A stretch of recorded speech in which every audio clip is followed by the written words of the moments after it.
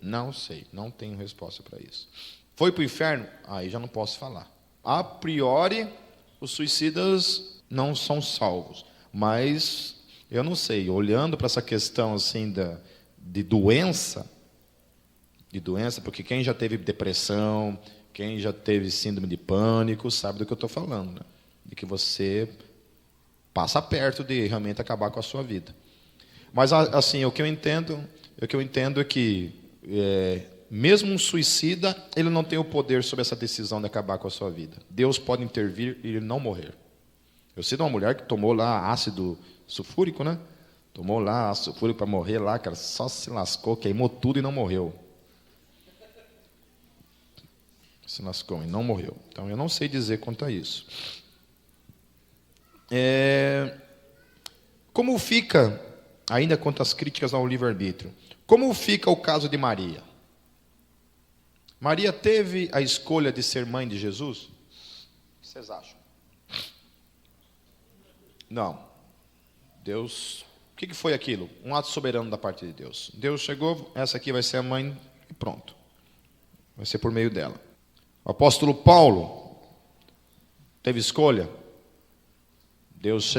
Jesus chega, se revela a Paulo e fala assim: agora você vai lá para aquele lugar e fica lá esperando lá. Eles vão para lá, Deus pega Ananias, Deus pega e chega e fala assim: vai lá, fala com ele, esse cara eu tenho uma grande obra para fazer na vida dele. Eu vou usar ele para pregar para as nações, para os gentios. E por aí segue. Jeremias fala assim: lá desde o ventre eu já te separei como profeta para as nações. José e outros, e aí continua. O próprio Judas teve escolha, destinado para a perdição. Bom, aí tem mais outras coisinhas aqui que não vale a pena, assim, mas críticas à predestinação. Se sou predestinado, não preciso me afastar do pecado. Eu ouço muito isso. Se eu sou predestinado, e aí entra a mesma questão da graça. Se é graça, então vou para a galera. Se sou predestinado, a mesma coisa, não preciso me afastar do pecado. Como resposta a isto, é Romanos 6. Quando Paulo fala lá que uma vez livres do pecado, não vivemos mais na praticidade dele. Paulo argumenta que para aquele que nós nos oferecemos para servir, esse se torna nosso Senhor. Certo? Então, ou seja, se você é um predestinado para a salvação e você se oferece para o pecado, o que isso significa na prática? Que você o quê? Que você continua aqui, ó. Você não morreu ainda. Amém?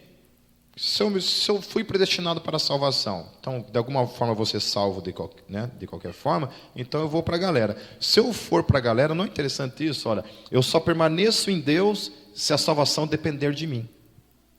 O raciocínio para mim é esse, não é?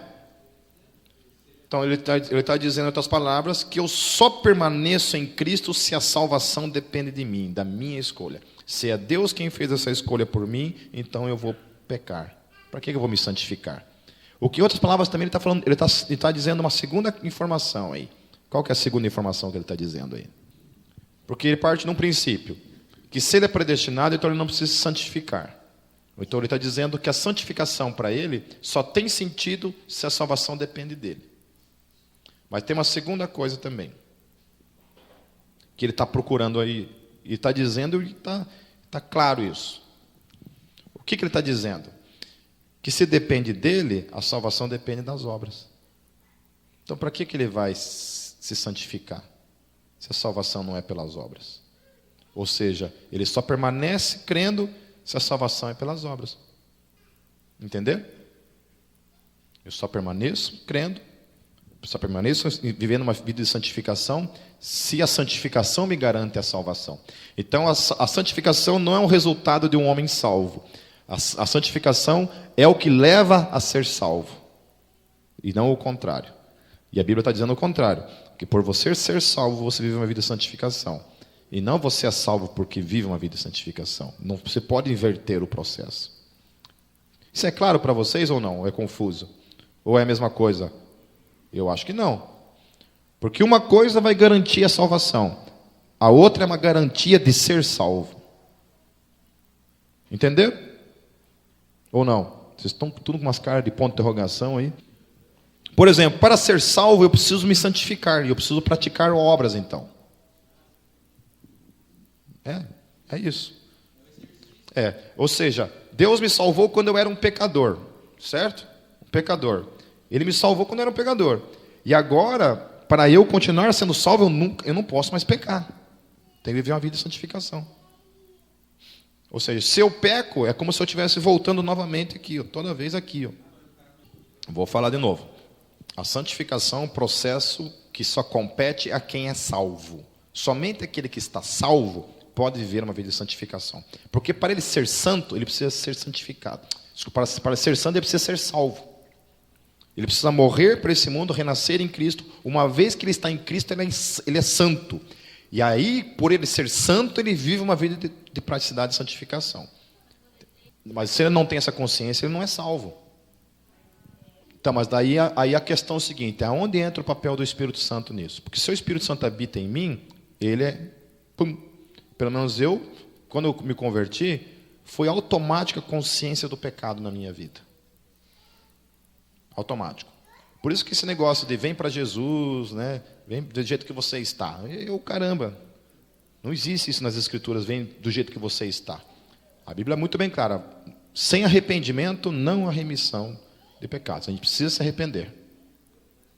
A gente precisa se arrepender. Então, a primeira evidência de que o Espírito Santo está realmente se revelando a mim é o convencimento do pecado. É quando eu sou convencido do pecado. Uma vez que o Espírito Santo vem habitar na minha vida, que eu fui regenerado, aí vai entrar uma outra área da soteriologia, a respeito da salvação, que é a regeneração. O que a regeneração significa? Que eu fui recriado novamente. Gerado, regenerado. Eu fui novamente recriado em Cristo Jesus. Por isso que Paulo fala, portanto eu sou uma nova criatura. Uma nova criatura. O que significa? Que aquele cara velho morreu, agora eu sou novo. Esse cara então que é novo, agora vive um processo de santificação. Aí então quando ele fala assim, mas se é Deus quem me escolhe, então eu não vou me santificar mais. O que ele está dizendo com isso? Que ele não foi regenerado, porque é impossível que o homem que foi regenerado não viva uma vida de santificação. Estão entendendo o que eu quis dizer? É da natureza dele. É da natureza do homem que foi regenerado, que nasceu de novo, da água e do Espírito, é da natureza dele que ele viva uma vida de busca por santificação. Não é da natureza do contrário. O cara primeiro viver uma vida de santificação, sendo que Paulo está deixando claro que todos estão inseridos aqui, ele não vive isso daqui. Antes de ser salvo, ele só vive a praticidade da santificação quando ele se torna santo. Só pode viver em santificação quem é santo. E antes de Cristo ninguém é santo. Só somos santos nele. Entenderam? Não serve para nada. Não significa nada. Quando o cara fala assim, então não vou viver uma vida de santificação, ele está dizendo então que a salvação dele depende da santificação. E não é verdade. Ele é salvo primeiro, por isso vive uma vida de santificação. Se ele fala que não vai viver uma vida de santificação, significa que ele não é salvo. Exatamente. Tiago ele fala bem claro, fé sem obras é morta. E eu creio nisso mesmo. Que todo aquele que tem fé, pratica uma vida de obras. Senão não tem fé. A fé sem obras é morta. Também tem o contrário. O cara que diz que crê, mas a vida dele não tem mudança, não tem obras, não tem frutos, também não é nascido de novo. Desviado é diferente de apostasia. Desviado pode acontecer de você estar vivendo um tempo assim, sei lá, aconteceu alguma coisa, você viveu desviado. Apostasia é diferente. Apostasia é o cara que chuta o balde mesmo. Entendeu? Como o Douglas falou, o Douglas tentou até apostatar. O que acontecia? Na rua, para todo mundo, ele dizia, eu sou ateu, não creio em Deus, tal. Chegava em casa, pegava o ursinho Plim-Plom, abraçava o ursinho Plim-Plom e orava. Eu também teve uma época que eu fiquei mais ou menos uns 2 anos fora da igreja, antes de eu casar, e a mesma coisa. Saía, quando eu chegava em casa, dobrava meu joelho lá na cama, chorava, pedia para Deus, tem misericórdia da minha vida. Isso é diferente. Então, eu acho que o desviado é esse cara assim, que ele não está na igreja, mas ele tem consciência de Deus, ele crê em Cristo, né? Ele sabe que está errado, ele precisa voltar. Agora tem esses caras que a gente chama de desviado, que o cara está nem aí para nada, né, cara? Lasque-se Deus. Esse segundo caso nunca esteve, já chegamos lá.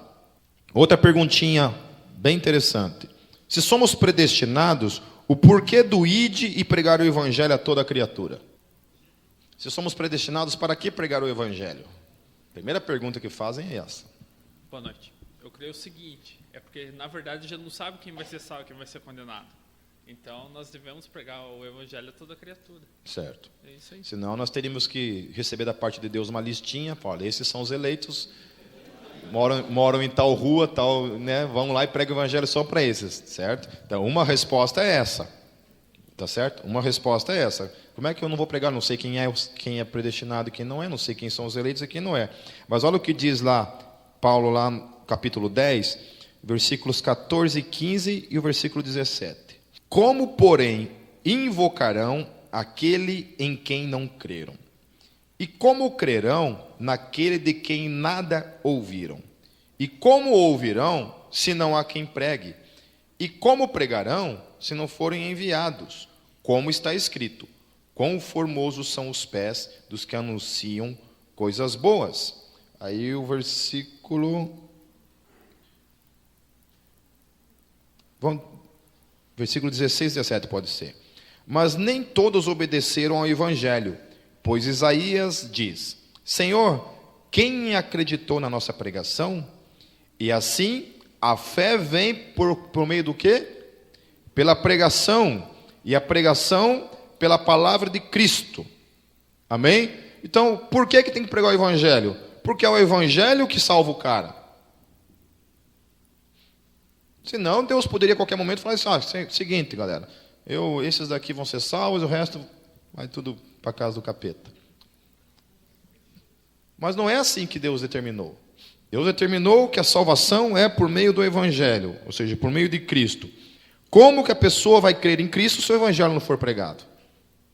Daí a pessoa vai dizer assim, mas então para que pregar o evangelho se foi predestinado? Mas o que foi predestinado? O que foi predestinado? Foi predestinado que você vai ser salvo por meio de quem? De Cristo. E como é que você vai ser salvo por meio de Cristo se eu não pregar o evangelho para você? Ou seja, aí que precisa pregar o evangelho mesmo. Aí mais do que nunca que eu preciso pregar o evangelho. Porque se o cara for predestinado à salvação e somente será salvo por meio do evangelho, então ele precisa ouvir do evangelho para ser salvo. Senão não tem sentido. Senão não precisa do evangelho. A salvação se dá por meio daquele que crê no evangelho, em Cristo Jesus. Daí, para mim, fica uma situação muito confortável, falando bem sério.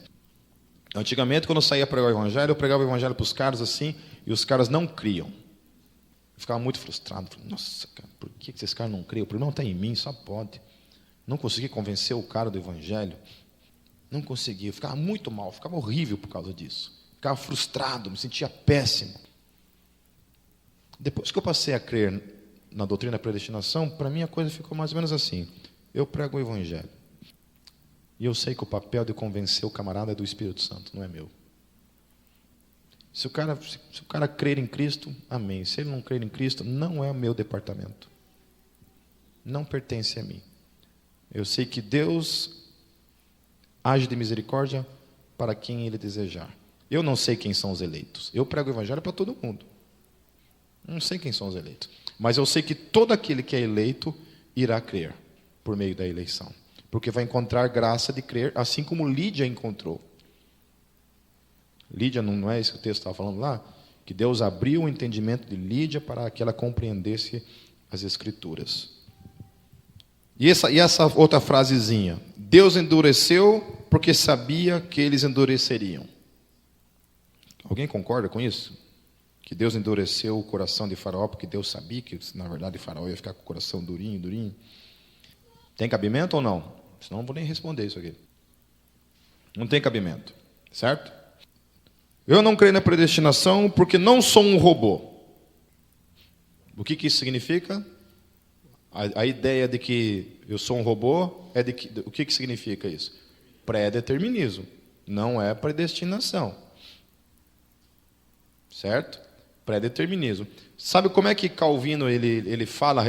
Eu não queria falar de calvinismo, mas só vou dar o exemplo de como Calvino ele chama essa questão da salvação. Ele chama graça irresistível. Lá nos 5 pontos do calvinismo, um dos pontos é isso, graça irresistível. O que é graça irresistível? É mais ou menos quando uma pessoa tenta seduzir outra pessoa. Aquela pessoa é irresistível, não tem como você resistir a ela. Obviamente, há uma questão de que você quer aquilo. Tá certo? Ninguém é salvo porque não quer. Eu não quero ser salvo, mas Deus vai lá me salvar. Não existe isso. Toda pessoa que é salva em Cristo, é atraída pela graça, ela quer isso, de certa forma. Porque ela encontra na frente dela uma graça que é irresistível. Ela não consegue resistir a isso. Está entendendo? É como uma sedução. Calvino ele fala isso. É tipo uma sedução mesmo. Deus nos seduz por meio da sua graça e nós então entregamos nossas vidas por meio dessa graça irresistível. Outra crítica que trouxeram para mim por e-mail foi: se somos predestinados, onde fica a responsabilidade pessoal? Aonde fica? Se nós somos predestinados, como que Deus vai condenar o homem? Se alguns são salvos, a partir de qual princípio que Deus então condena aqueles que não são salvos? Exatamente, por causa disso aqui. Ó. Lembra o que Paulo falou? Deus tem misericórdia de quem eu quero. Eu terei misericórdia de quem eu quero.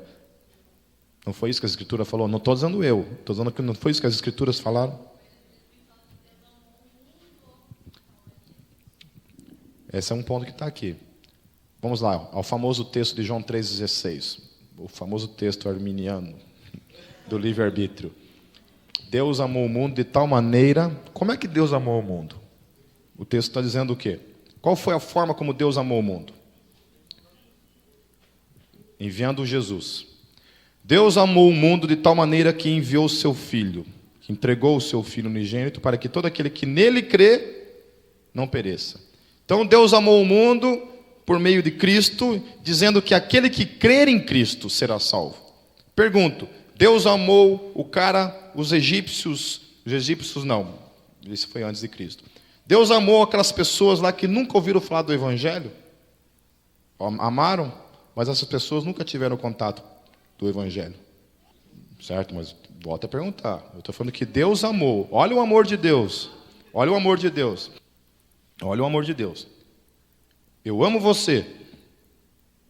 E eu criei um sistema de salvação, o qual que você nunca vai ter acesso. E você vai morrer sem ter acesso a essa forma como eu te amei.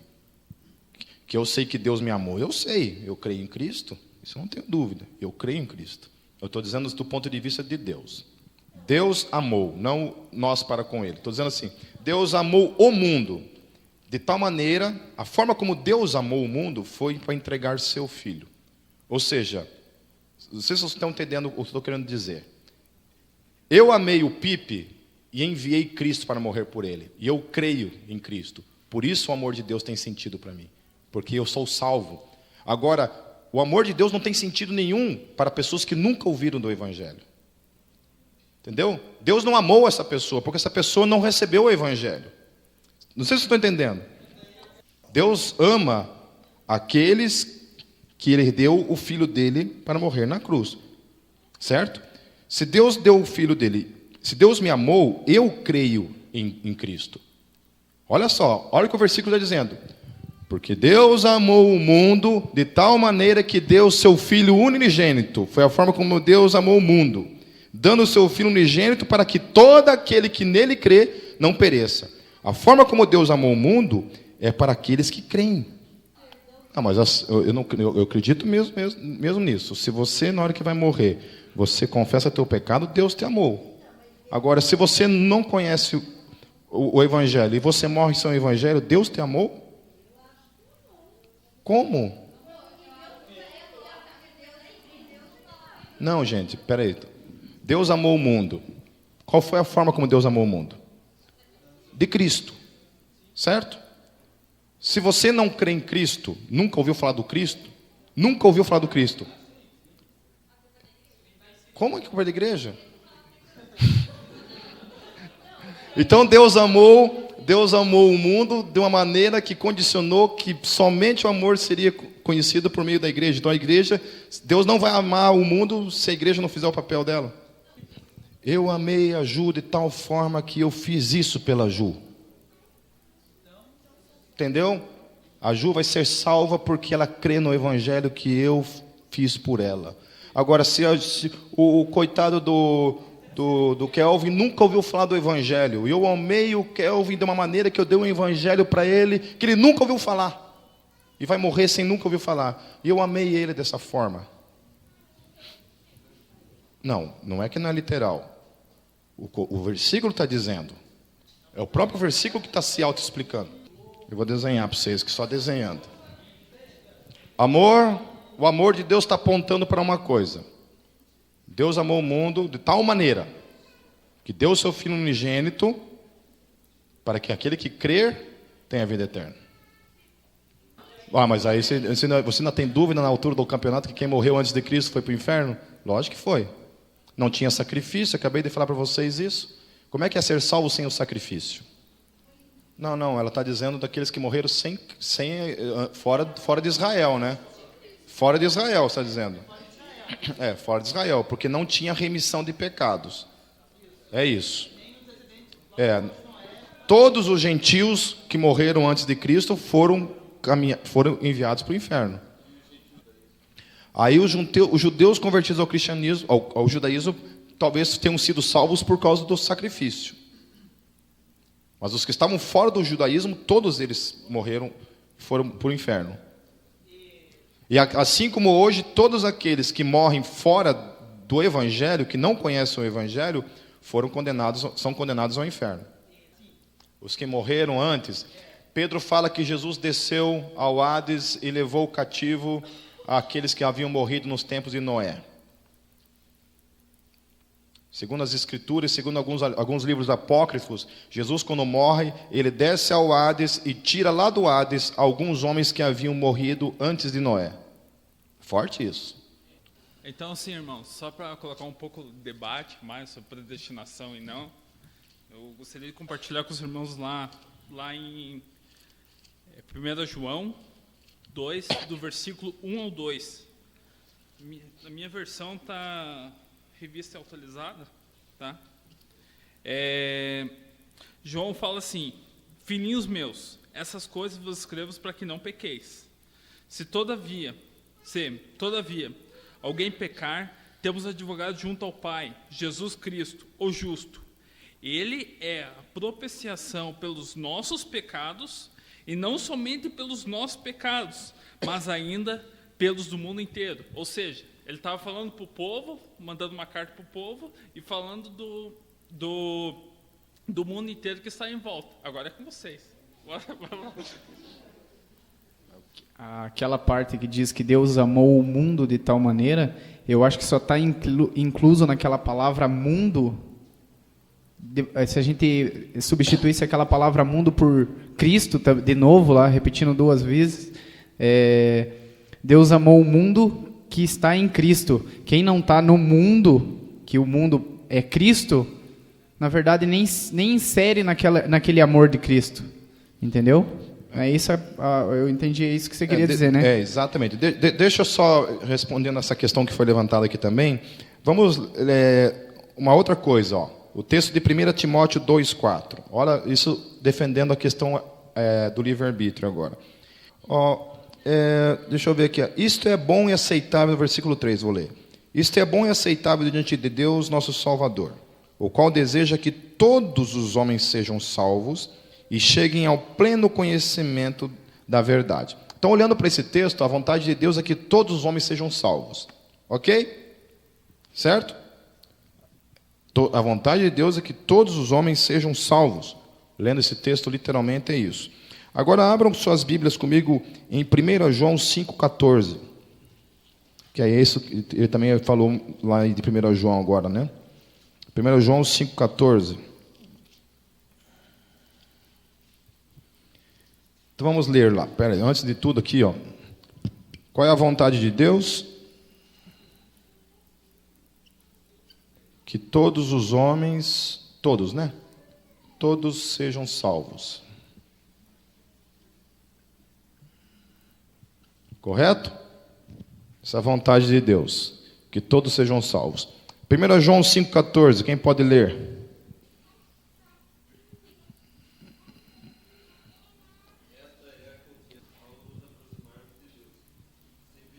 Amém. Olhando esse texto de modo literal, então.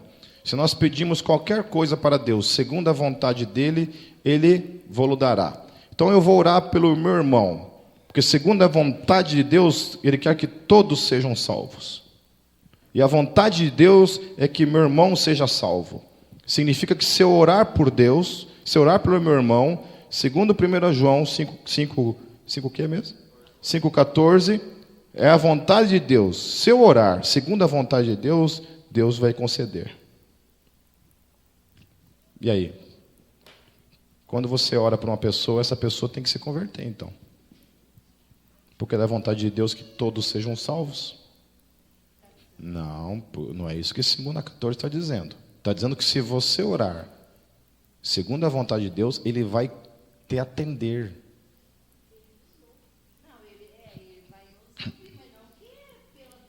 Ah, mas Deus vai só ouvir? Você vai orar segundo a vontade de Deus. Ah, tá bom, escutei. Pronto. É isso que vocês acham?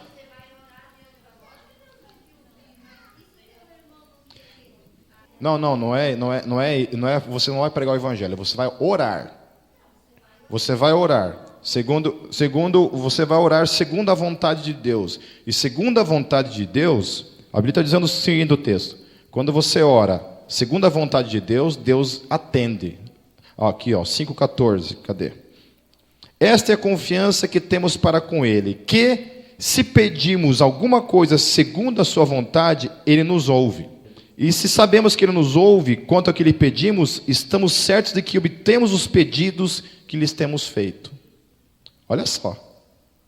O que está dizendo então? Que se eu orar pedindo a conversão de uma pessoa, a vontade de Deus é que todos sejam salvos, então aquela pessoa vai ser salva. Porque é da vontade de Deus que todos sejam salvos. Mas é Deus que vai conceder, gente. Não é a pessoa, não tem livre-arbítrio de pessoa nenhuma nesse texto aí. É a vontade de Deus. O texto está falando, lá no versículo, cadê o versículo 15, ó. E se sabemos que Ele nos ouve, quanto ao que lhe pedimos, estamos certos de que obtemos os pedidos que lhe temos feito. É certeza que se você orar segundo a vontade de Deus, aquilo vai ser atendido.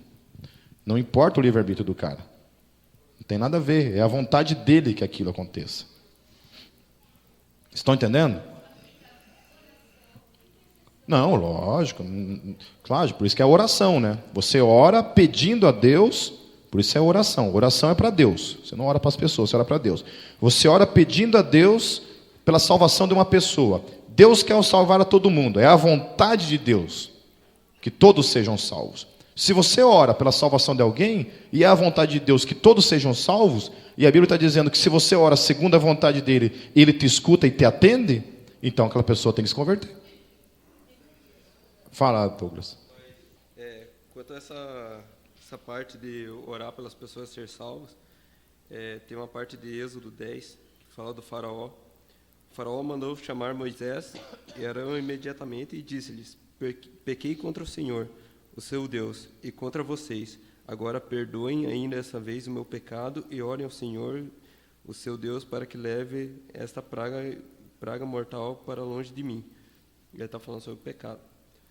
Moisés saiu da presença do faraó e orou ao Senhor. O Senhor fez soprar com muito mais força o vento ocidental, e este envolveu os gafanhotos e os lançou no Mar Vermelho. Não restou um gafanhoto sequer em toda a extensão do Egito. Mas o Senhor endureceu o coração do faraó e ele não deixou que os israelitas saíssem. Daí, essa parte, assim, eu fico pensando, cara, se o faraó vai lá, pede, fala que pecou contra Deus, pede perdão, e depois Deus endurece o coração do faraó, sabe? Eu que pergunto. Eu que pergunto.